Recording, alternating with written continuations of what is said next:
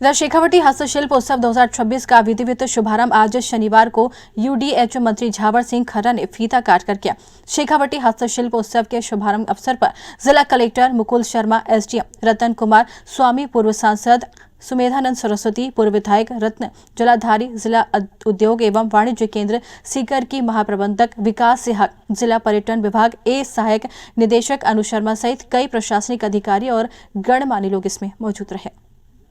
UDH मंत्री झावर सिंह खर्रा ने शेखावटी हस्तशिल्प उत्सव 2026 का फीता काटकर और दीप प्रज्वलन कर सांस्कृतिक संध्या कार्यक्रम का आगाज किया। यूडीएच मंत्री झावर सिंह खर्रा ने अर्बन हाट में लगाए गए हस्तशिल्प उत्पादों का अवलोकन भी किया।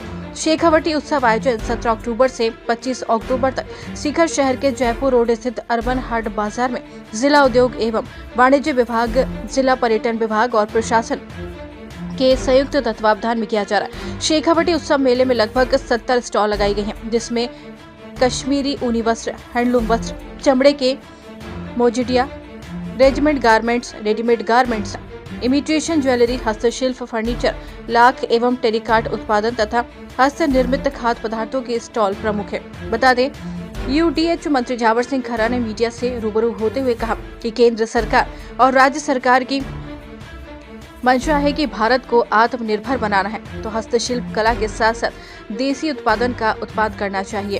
प्रधानमंत्री के लोकल फॉर वोकल के नारे को भी आमजन को साकार करना होगा, और ये भी जब साकार होगा जब हर व्यक्ति देसी उत्पादों और सामानों का उपयोग करे। सुबह सहायता समूह या फिर देसी उत्पादों के माध्यम से नए नवाचार कर देसी उत्पाद वापस प्रमोट करें।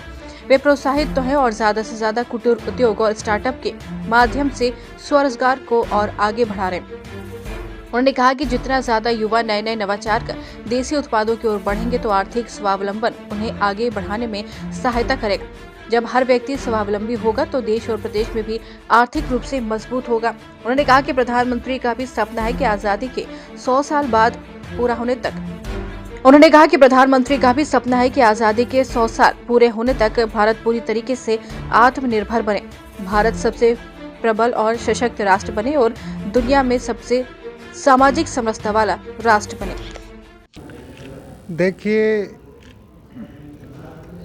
भारत सरकार, राजस्थान सरकार, आदरणीय प्रधानमंत्री जी और माननीय मुख्यमंत्री जी, सबका ये मानना है कि भारत को अगर आत्मनिर्भर बनाना है तो हमारी हस्तशिल्प की कला के साथ साथ जितने देसी उत्पादन देश में बन सकते हैं बनने चाहिए, और आम आदमी के बीच स्वदेशी का नारा वोकल फॉर लोकल के माध्यम से पहुंचे। आदरणीय प्रधानमंत्री जी का देश के आम जन से यही आह्वान है कि वो ज़्यादा से ज़्यादा स्वदेशी का सामान का उपयोग करें, ताकि स्वयं सहायता समूह के माध्यम से या व्यक्तिगत स्तर पर स्टार्टअप के माध्यम से जो लोग नवाचार के साथ साथ पुराने हस्तशिल्प को वापस प्रमोट कर रहे हैं, वो प्रोत्साहित हों और ज़्यादा से ज़्यादा कुटीर उद्योग स्टार्टअप के माध्यम से लोग स्वरोजगार की तरफ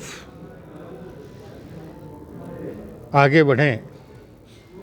जितना ज़्यादा हमारे युवा और किशोरों में नए तरीके के कार्यक्रम करते हुए वो स्वरोजगार की तरफ बढ़ेंगे, आर्थिक स्वावलंबन उनको आगे बढ़ने में मदद करेगा। और जब हर व्यक्ति स्वावलंबी होगा तो देश और प्रदेश भी आर्थिक रूप से स्वावलंबी होगा, और जब देश और विदेश स्वावलंबी होगा, पूर्ण रूप से आत्मनिर्भर होगा, तो जैसा आदरणीय प्रधानमंत्री जी का सपना है कि आज़ादी के 100 साल पूरे होते होते भारत पूर्ण रूप से आत्मनिर्भर हो, दुनिया का सबसे विकसित राष्ट्र बने, सबसे सबल राष्ट्र बने, सबसे सशक्त राष्ट्र बने, और दुनिया में सर्वाधिक सामाजिक समरसता वाले राष्ट्र बने। इस लक्ष्य को हम 2047 से पहले हमारे किशोर और युवा आबादी के बल पर प्राप्त कर सकते हैं। इसी दिशा में दोनों सरकारें मिलकर काम कर रही हैं। और अभी मैं झुंझुनू सूरजगढ़ में स्वदेशी मेले का शुभारंभ करके आया हूँ और आज यहाँ हस्तशिल्प प्रदर्शनी का शुभारंभ किया है। ये दोनों जो हस्तशिल्प के क्षेत्र में काम कर रहे हैं उनको आर्थिक दृष्टि से स्वावलंबी बनाने में सहायता करेंगे। और स्वदेशी के माध्यम से जिस प्रकार का उत्साह सूरजगढ़ और आसपास की जनता का वहाँ देखा, तो निश्चित रूप से अब सभी के मन में ये भाव है कि हम हमारे जीवन में जितना स्वदेशी सामान का अधिक से अधिक उपयोग करेंगे, राष्ट्र उतना ही आर्थिक रूप से सशक्त निकाय चुनाव बनेगा। को लेकर विपक्ष बार बार जो हमला कर रहा है, नहीं करवाने का जो आरोप लगा रहेगा।